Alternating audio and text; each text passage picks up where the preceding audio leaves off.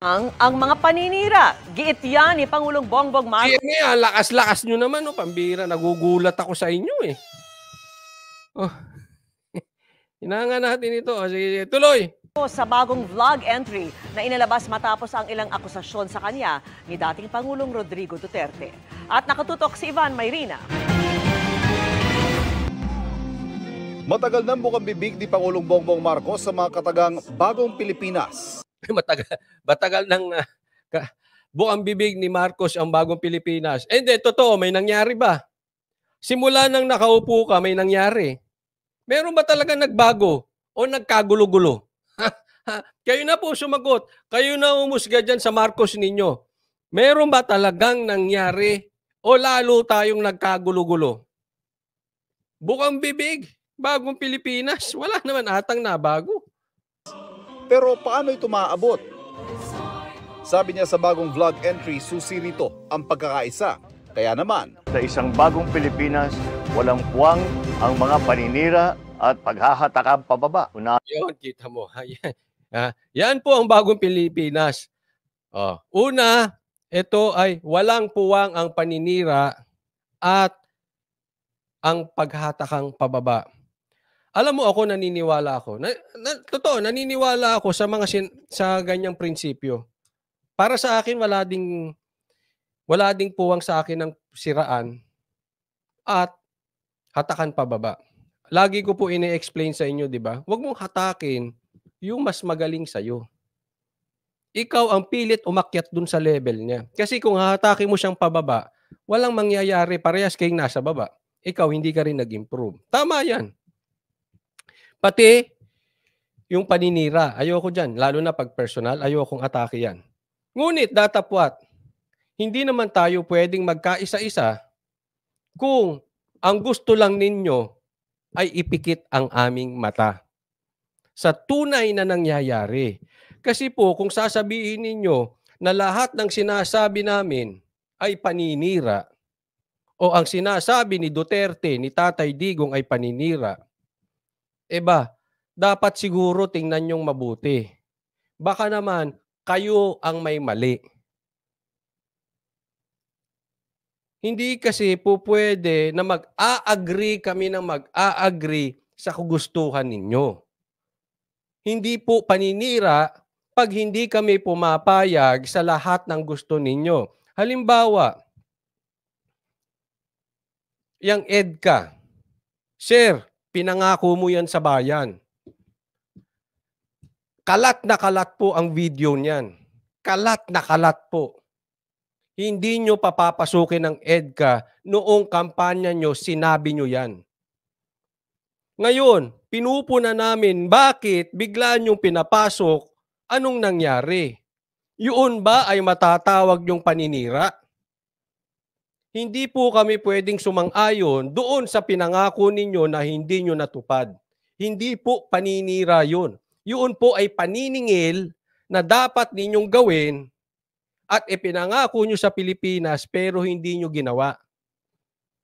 Yung bang sasabihin namin, yung 20 pesos na pinangako ninyo, yun ba ay paninira? Yun po ay galing sa inyo. Kayo ang nagsabi nun. Tapos bigla na lang nyo sasabihin, yun ay pangarap lang. Pag sinisingil namin yung 20 pesos na bigas, hindi po yun paninira. Paniningil po yun. Ngayon, may sinabi pa kayo na wala ng Pilipinong magugutom.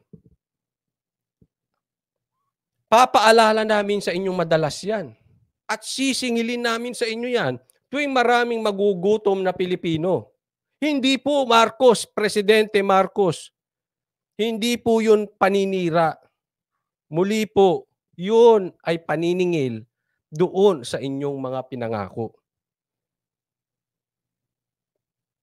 Ang dami nyo pong napangako na walang nangyayari. Ultimo yung unity mo, Marcos. Hindi mo maitaguyod. It says a lot about your personality. It says a lot about your leadership. You are showing that you are a weak leader.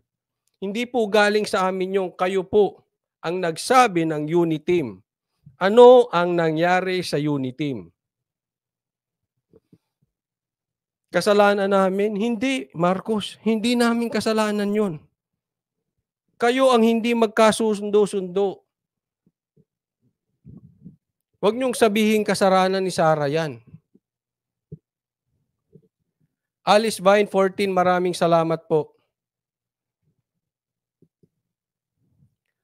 Kaya po, kayo po dapat natatanggap ninyo ang oposisyon. Huwag niyong ituring na paninira ang mga oposisyon. Especially, yes, nauunawaan ko kayo kasi meron talagang oposisyon, talagang medyo below the belt. Talagang ultimo personal binabanatan. And I don't agree with that. No? Kung sila ganon, hindi ko sila awatin, personal nila yun eh. Personality nila yun. But as for me, ang ko-questioning ko lang, yung merong katuturan sa hapagkainan ng bawat Pilipino. Yung may patungkol sa inyong trabaho. Yung personal issues nyo, out ako dyan. No? Pero hindi po paninira pag pinupuna kayo. Tatandaan nyo po, ang oposisyon ay parte ng demokrasya. Hindi po ito paninira. Baka lang po nagkakamali kayo ng pag-uunawa sa Pilipinas. Kasi po, pag naging presidente ka, ibig sabihin, binuksan mo ang mas maraming pinto para sa oposisyon. Hindi ibig sabihin naging presidente ka, naging Diyos ka, na hindi ka pwedeng punahin. Magkakaiba po ang pagpuna at paninira. Ahin natin ang ating bayan. Magbago na tayo dahil walang bagong Pilipinas kung walang bagong Pilipino. Yun, tama yun. Pare-parehas tayo magbago. Pati ikaw. Ha? Oh, kung totoo lang naman. Kung totoo. Hindi ko sinasabing totoo.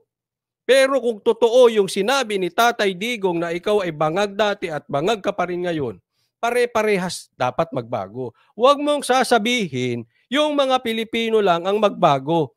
Lahat po tayo magbago. You, me, and all Filipinos po. Hindi ko po kayo pinagbibintangan. Kino-quote ko lang yung paratang ni Tatay Digong sa inyo. Kung totoo man yun or hindi, lahat po tayo may responsibilidad magbago. Walang direktang pinatungkulan, pero inilabas ang pahayag ilang araw matapos siyang akusahan ni dating Pangulo Rodrigo Duterte ng pagiging isa umanong drug addict. Hindi na pinatulan ng Pangulo ang akusasyon at ang hamong magpa-drug test sila. Bagamat sinabi Ako sa akin, dapat patulan niya. Ako, hindi ako naniniwalang bangag to si Marcos. Oo, hindi ako naniniwala. Kaya para matigil na ang mga paratang na ikaw ay bangag, tanggapin nyo ang hamon. Sigurado, pag nag-negative ka, harapan kayong dalawa, hair follicle tsaka blood test, negative ka, matitigil na yan. Pero hanggat hindi nyo po tinatanggap ang hamon ni Tatay Digong, iisipin ng karamihang Pilipino, lahat ng babanggitin nyo, diversion lang. Para hindi nyo masagot at hindi nyo matanggap ang hamon ni Tatay Digong. Ibig sabihin, takot kayo, possibly you are guilty. Hindi ko sinasabing totoo, pero ganyan po ang iniisip ng maraming Pilipino. Hindi natin maiaalis sa kanila yon. So sana, tanggapin nyo po ang hamon. Naniniwala ako hindi po kayo bangag. Pakita po natin with convincing actions, tanggapin ang hamon ni Tatay Digong. baka naapektuhan lang ang dating Pangulo ng iniinom na fentanyl. Bukod sa pag-iwas sa paninira, binigyan din ng Pangulo ang iba pang katangian daw na dapat ng isang bagong Pilipino sa bagong Pilipinas. Ang disiplina, pagiging mahusay at magaling sa kanyang-kanyang larangan at pagmamahal sa bayan. Nauna na niya iginiit sa mga kawani ng gobyerno, bawal ang tamad, makupad. Marcos, alam mo, sorry po Sir, President Marcos, bawal ang tamad, bawal ang makupad. Hanggang ngayon, yung sinasabi niyong bilang na oras ng mga smuggler, hindi pa naiimbestigahan. bawal ang makupad. Yung 20 pesos ninyo hindi na nararating. Sa katunayan, kahit nga lang magmura, hindi nararating. Tapos manggagaling sa inyo, bagal ang makupad. How do you expect the Philippine? Alam mo, pagka ganyan yan, sasalita lang kayo ng sasalita pero walang naniniwalang Pilipino, wala yan. Kasi lahat po ng sinasabi ninyo, bumabelta eh. Nangungulimbat at waldas. Bawal na rin daw ang isang katangiang tila kadikitan ng imahe na Ano daw ang pinakababawal? Ito raw, pinakabawal. Tandaan ninyo. makawali ng pamahalaan. Yung sungit ninyo, palitan na ninyo ng ngiti. Yun! Palakpakan na po. Palakpakan. Ay, yung sungit ninyo, palitan ninyo ng iwi. Ayun, nakangiwi. Ay, grabe. Nako, eto na. Hindi, ano ba talaga yung Marcos? Pakiliwanag po. Lowy Bon, maraming salamat po. Pakiliwanag po. Ano po ba talaga yung ano na yan? Yung sungit ninyo, palitan nyo ng ngiwi. Parinig ba yan kay Tatay Digong na yung mga masusungit, tanggalin na natin, tapos palitan natin ng ngiwi? Yan na ba yun? Hindi. Pasensya na po hindi ko po kayo pinagbibintangan. Kaya lang, hanggat hindi nyo tinatanggap yung hamon ni Tatay Digong, iyan po talaga ang tumatak sa kanila. Kaya kailangan po talaga tanggapin ninyo yung hamon ni Tatay Digong na drug test. Kasi yung iwi na yan, tatatak at tatatak. Ako naniniwala, hindi po kayo bangag. Ulitin ko. Pero hindi natin masisisi. Ilang milyon ng Pilipino. Pati alam nyo, kalahati siguro ng 31 million ay nagdududa na. Kung talaga bang ngiwi o hindi ngiwi. Diba? So, ano ba yan? Yung sungit ninyo, palitan na ng ngiwi o ng ngiti? Nasa sa inyo po yan, President Marcos. Paano ito babasahin ng Pilipino? Pag kayo nagpa-drug test, mapapalitan ang masungit ng nakangiti. Pero pag hindi kayo nakapag-drug test, yan po iisipin ng maraming Pilipino, karamihan ng mga Pilipino, ang sungit, pinalitan ng ngiwi. Palitan na ninyo ng ngiti. Hindi naman ididetalye ng Malacanang kung may mga bagong memo na magpapatupad sa mga utos na ito o kung may mga itinakdang parusa sa mga hindi susunod. Para sa GMA Integrated News, Tingnan nyo mabuti si Gloria. Ivan Mayrina nakatutok. Nag-happy-happy. Parang, tama ba yung napuntahan ko? Siguro ni Gloria. Ano ba itong naipasok ko? Ulit-ulitin natin. Tingnan nyo si Gloria. Para sa GMA Integrated News, Ivan Mayrina nakatutok, 24 oras. Ano ba ko itong naipasok ko? Hindi ko rin maintindihan, Gloria. Ano stand mo? Hindi pa siya naka-stand. Hindi, stand ka po, stand, Gloria. Hindi, naka-stand na siya dyan. Nakatayo na po si Gloria. May stand na siya dyan. Nagtatawanan lahat. Pati si Lisa tumatawa.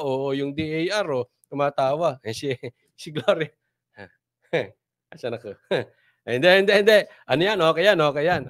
Malay mo, sa bandang huli, nasa panig din natin. Alam mo naman yan si Gloria. Alam naman natin ang galawan yan. Pero sa ngayon, lako na. Ano pong ginagawa niyo dyan? Hindi, syempre, Maynila yan. Understood. Syempre naman. Syempre. Gusto mo wala ng project. Hindi. Okay yan. Okay sila kuna. Andyan yan. Syempre, Maynila yan eh. Yan yung sa Quirino Grandstand. Parang sabi ni Gloria, out of place ako dito. Ano ba? Hindi ko rin. Alam mo, nalilito rin ang mga Pilipino. Pag nagko-komentaryo sila, ano masasabi mo kay Gloria? Hindi ko rin alam. Sabi ni Leonora Vega, lahat ng sinasabi ni BBM patama sa kanya. Net Vlogs, bago bangag ang President Philippines, Sir Coach Oli. Coach, paulit ng palitan ng ngiwi. Gusto nyo talaga no? Maria Luz, nire-request magpa-drug test sa kanya. Si BBM. Buisit, napakomment ako sa ngiwi, sabi ni Alexa G. Leonora Vega, sabi ni Kuting, bawal ang tamad, tinamaan ng kanyang sarili. Hindi, di ba? Kasi parang alam mo, walang nangyayari sa bansang Pilipinas eh. Parang ano lang eh, no? Hindi, di ba? Parang biyahe lang ng biyahe. Eh, gasolina, taas ng taas. Sabi ni Ruby Herman, nakakatawa na ang gobyerno ngayon, mga high sa kurakot at power. Yes, nalunod po. Ano? Kaya ito po, tingnan natin. Iisa-isahin ko po sa inyo. Ang laman ng balita ngayon ay puro atake sa mga Duterte or kaalyado ng Duterte. Ha? Ito pong araw na ito ay unang araw ng linggo, unang araw ng week ngayon. Pero instead na sinasagot nila ang mga paratang ni Tatay Digong, sasagutin nila ng Lalani Yanagi, maraming salamat po watching Japan from Cavite. Oy, sa Japan. Thank you. Kamusta naman ang Cavite? Lailani Yanagi, maraming salamat po sa kusang loob sa pag-sponsor ng live na ito. Instead na atupagin nila yung unang araw ng linggo ay atupagin nila ang trabaho at sagutin si Tatay Digong sa kanyang paratang. Pasinungalingan si Tatay Digong. Alam mo, parang may kumukumpas. Kaya ako naniniwala na talaga doon sa mga nakakatanggap ng death threat, doon sa mga nakakatanggap ng panggigipit, kasi lumalabas ngayon sa balita. Parang may choreographer. Alam niyo yung choreographer? Yan yung nagtuturo ng sayaw. Parang may kumukumpas. Kasi pagpatak ng araw ngayon, iyan po ang nangyari.